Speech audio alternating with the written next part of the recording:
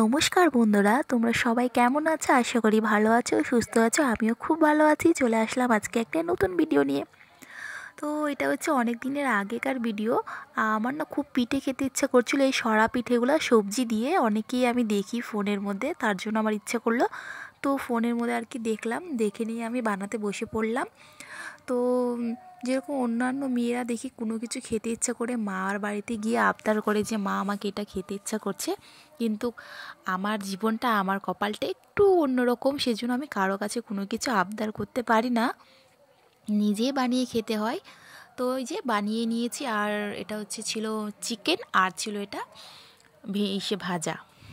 তারপরে এখানে আগুন তাপাচ্ছি।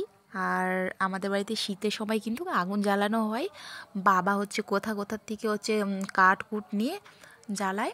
আর এটা তার পরের দিন কাপড় কাচা, মানে আমার তো 2 থেকে 3 বালতি ডেইলি কাপড় কাচা থাকে।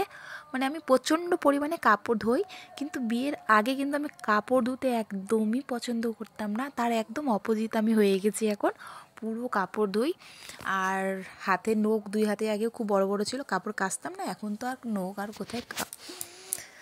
তারপরে রান্না করেছি ডাল, শাক ভাজা আর চিকেন করেছি, আর রুটি করেছি। এই রুটি আমি সকালে করেছিলাম, আর ভাত করেছি। আর এটাই আজকের রান্না।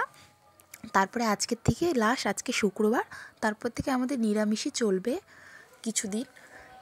আর এখন আমি মেয়েকে নিয়ে যাব পড়তে দিতে, আর টাকা গুনছিলাম। মেয়ের না খুব বায়না, বাইরে খাবে জিনিস, স্কুলের টিফিন কিনে নিয়ে যাবে, আবার আসার সময় ওই দোকান থেকে কিছু না কিছু একটা কিনবেই। তো সেটাই আমি টাকাগুলো আর কি গুনছিলাম, ওকে বলছি যে এত বাইরের জিনিস খেতে হয় না। আর না মানাও করতে ইচ্ছা করে না, যেটা ও চায় সেটাই ওকে আমি দিই।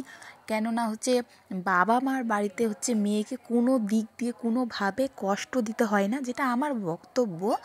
শ্বশুরবাড়িতে গিয়ে তো কষ্ট পাবেই, সেটা তো আছেই, কিন্তু বাবার বাড়িতে যেন কষ্ট না পায়, সেজন্যই। তো চলো, আজকে ভিডিওটা কীরকম লাগলো অবশ্যই কমেন্ট করে জানাইও।